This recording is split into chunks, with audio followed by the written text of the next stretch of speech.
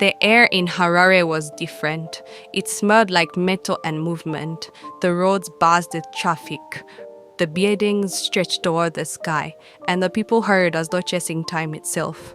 Zama pressed her face to the combing window, wide-eyed, the bag on her lap clenched tightly. She had never left Chitombo before, never seen a traffic light up close, never imagined a world where night lights chased away the stars.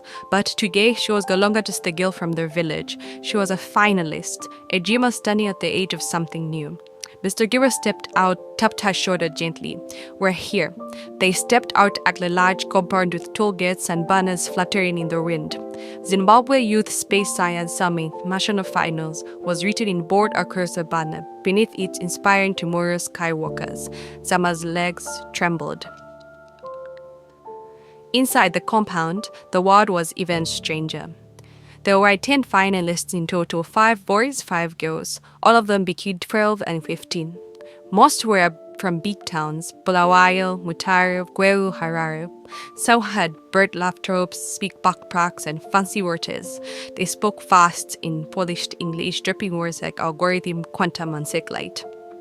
Zama stood alone at the edge of the group, her notebook clutched in her chest. But someone tapped her shoulder. "You're the village girl," a boy asked. He was short, with square glasses and an oversized blazer. "Zama, right?" "Yes," she answered softly. "I'm Brian from Irondale." I read your essay. It was different. Zama tilted her head. "Different? How?" He shrugged. "Less science, more poetry, but I guess they liked it." Before Zama could reply, a tall girl with braided hair and confident eyes stepped forward. "Brian, leave her.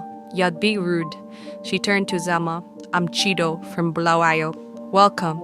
You're brave to come all the way from Chitombo." Zama smiled. For the first time she felt seen, but not everyone welcomed her. On the second day, Zama overheard a conversation behind the dining hall. "She's got real competition," someone whispered. "She didn't even have proper lab work. She's just charity inclusion." "Mark my words," another added. "She'll crack under pressure." Zama clenched her fists. It hurt, but it also lit a fire in her. She wouldn't let them bury her under their doubt. Each day, the finalists attended workshops at astrophysics, robotics, and rocketry. Zama listened with burning attention, writing furiously in her notebook. Even when she didn't understand, slowly she began to catch up.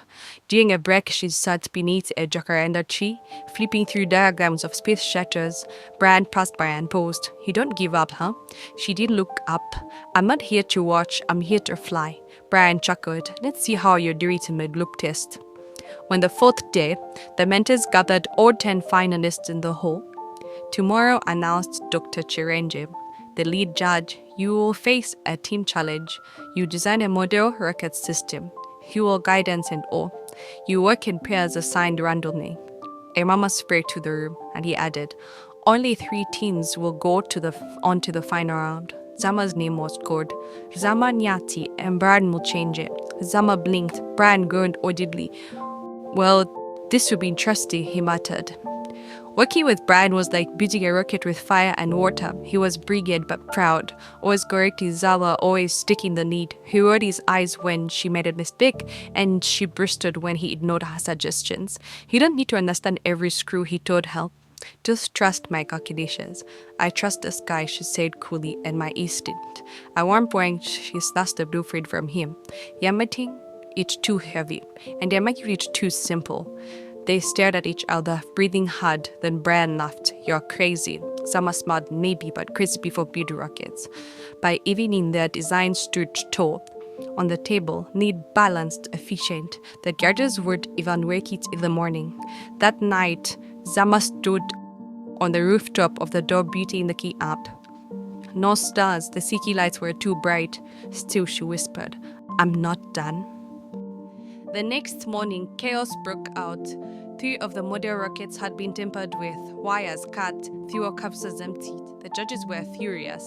"We'll check the cameras," Dr. Chirenge barked. "Whoever did this will be disqualified." Rumors spread like wildfires. "I bet it was one of the jealous ones. I heard the girl from Chitombo was upset her rocket wasn't chosen first." Zama's blood ran cold. She saw people staring. Whispers followed her down the wall. Even Brian looked unsure. "You think I did it?" she asked.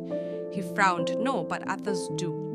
By noon, 2 students were put aside for questioning, including Zama. A heavy note sat in her stomach.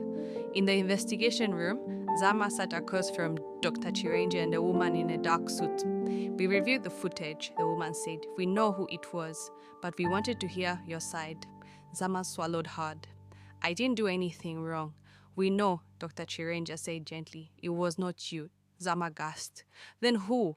Someone who believed they deserved the top spot. Someone who thought you were just a village girl. It turned out the real saboteur was a finalist from Harare. He had picked after hearing praise for Zama's essay and tried to knock out the competition. The announcement was made. The boy was expelled. Zama was cleared. Some clapped, others just looked away. Brian walked up to her, his face red. I'm sorry. Zama looked at him in the eye. Don't be sorry, be better. In the final round, Zama and Brian presented their model in front of scientists, journalists, and visiting foreign mentors. When the applause ended, the judges spoke. Zama Nyati, Dr. Chirenja said, you have shown resilience, creativity, and a mind that sees the sky not just as stars, but as a map. There was a pause. We are sending 2 students to Cape Town for the International Space Camp. You are one of them. Zama froze. Cape Town, Space Camp. The stars were coming closer. That evening, Zama called her family using one of the staff phones.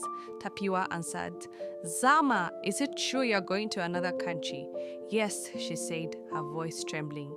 It's happening. Then my Zama's voice came on. My daughter who talks to the stars. Zama wiped tears from her cheeks. From a clay heart in Chitombo to the walls of space science, she was becoming the girl who reached for the sky.